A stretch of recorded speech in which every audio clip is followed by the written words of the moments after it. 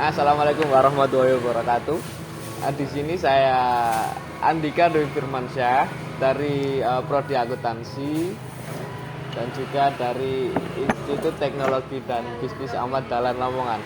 Dan untuk rekan saya yakni siapa? Abdul Haris Mujahid dari Prodi Perikanan dari Universitas Islam Lamongan. Nah, kali ini kita bahas-bahas yang santai aja sih mas sebenarnya. Iya. Di Prodi Akuntansi ada sih namanya matkul manajemen keuangan. Nah, matkul manajemen keuangan ini ada membahas tentang materi sebuah manajemen resiko. Sebelum melanjut ke situ, saya mau tahu nggak sih resiko itu apa sih sebenarnya mas? Resiko sebenarnya itu menurut saya tantangan yang akan dihadapi ketika melakukan suatu hal. Tantangan. Ya benar. Dalam pengertiannya, resiko adalah peluang terjadinya hasil yang tidak diinginkan. Atau resiko adalah ketidakpastian atas terjadinya suatu peristiwa. Atau resiko bisa diartikan sebagai penyimpangan hasil aktual dari hasil yang diharapkan.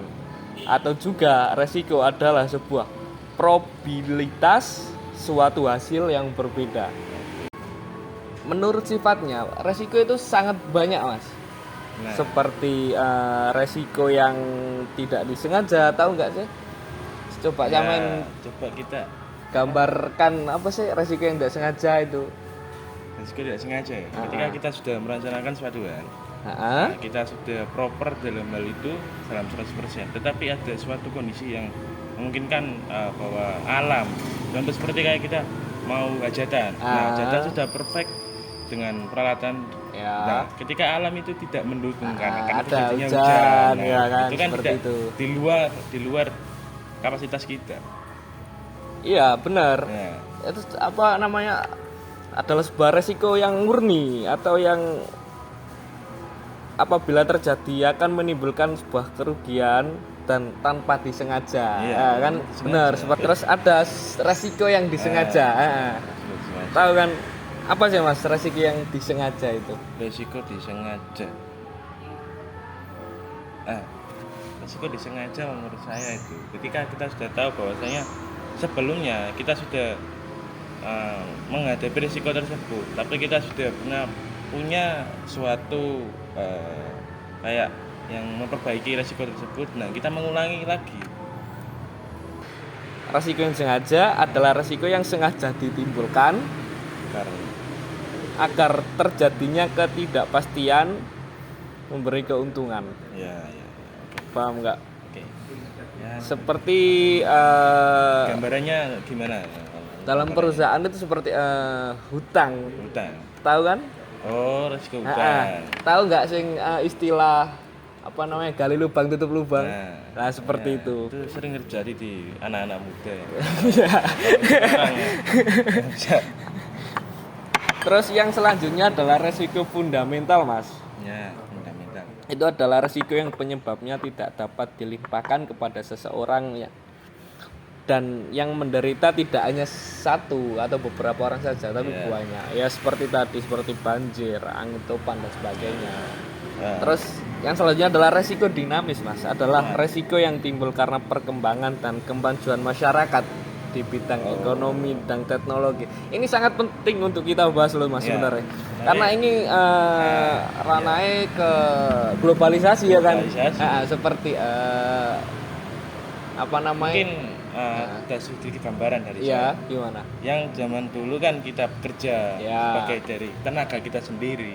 Di zaman sekarang kita sudah digantikan oleh Iya benar sekali. Dalam sebuah perusahaan banyak sekali tenaga kerja yang robot. Iya, yang digantikan oleh robot. Itu harus sebuah resiko dinamis karena perkembangan dan zaman Ya, monggo selanjutnya. Terus ada mas lagi yaitu menurut sumber atau penyebabnya timbulnya resiko itu ada dua. Yang pertama adalah internal, yaitu dalam perusahaan sendiri, kayak kecelakaan kerja, kerusakan aset karena karyawan atau manajemen tersebut. dari internal Iya, perusahaan, dari internal perusahaan karyawan, dan karyawan. dan Nah, terus yang kedua yaitu resiko eksternal kan, adalah perusahaan dari luar perusahaan seperti inflasi, ya kan, ya. terus penipuan atau persaingan dagang seperti itu. Terus ada juga yang sangat menarik itu adalah perubahan politik. Nah. Kalau bahas politik agak sedikit keras ya. Ya, kita lanjut aja. Tidak bisa dilanjutkan. Terus yang selanjutnya adalah sebuah upaya Mas dalam penanggulangan risiko. Yang pertama adalah mengadakan pencegahan dan penanggulangan terhadap kemungkinan terjadinya peristiwa yang menimbulkan kerugian. Terus yang kedua adalah melakukan retensi atau mentolerir terjadinya kerugian. Itu gini tak jelasin. Gimana? Kayak meminimalisir itu kan? Enggak.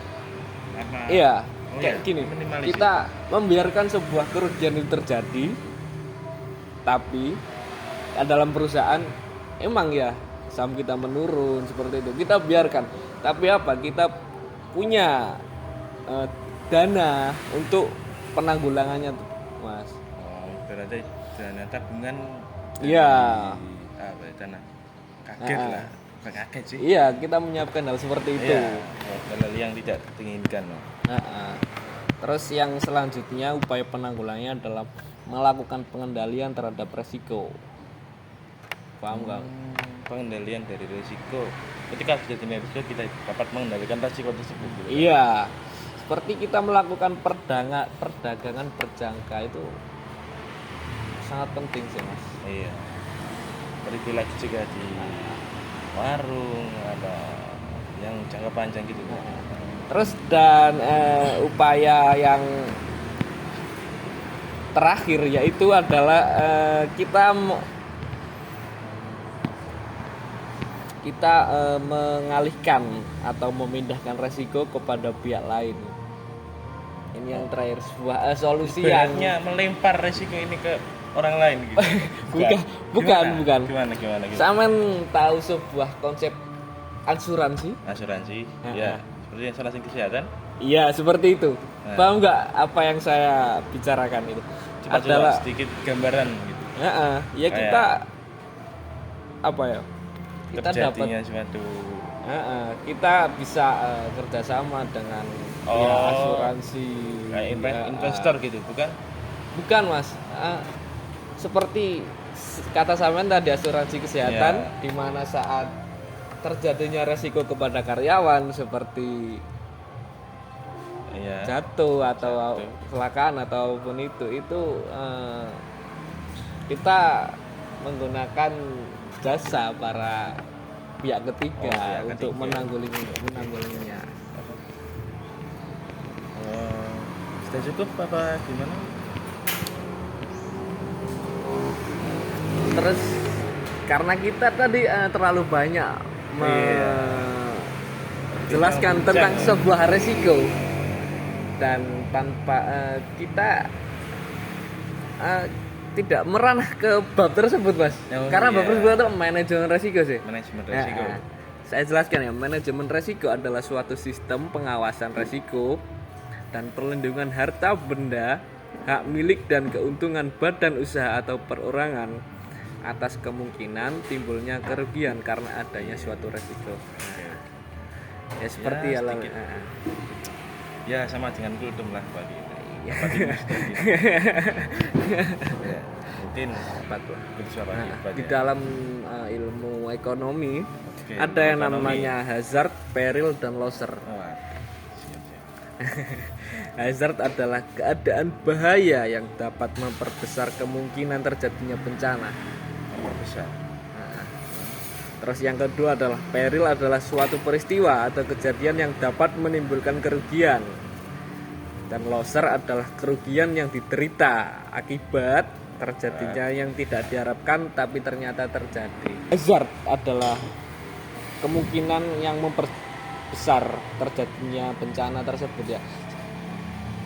Kayak sebuah kabel Mas yang terbuka, kabel kalau kita biarkan akan menimbulkannya sebuah peril atau sebuah peristiwa tersebut, yaitu apa? Kebakaran. Dan akibatnya yaitu pengerjaan dari loser, seperti saat sebuah perusahaan kebakaran yang mengakibatkan kita tidak bisa beroperasi atau seperti itu sih Mas.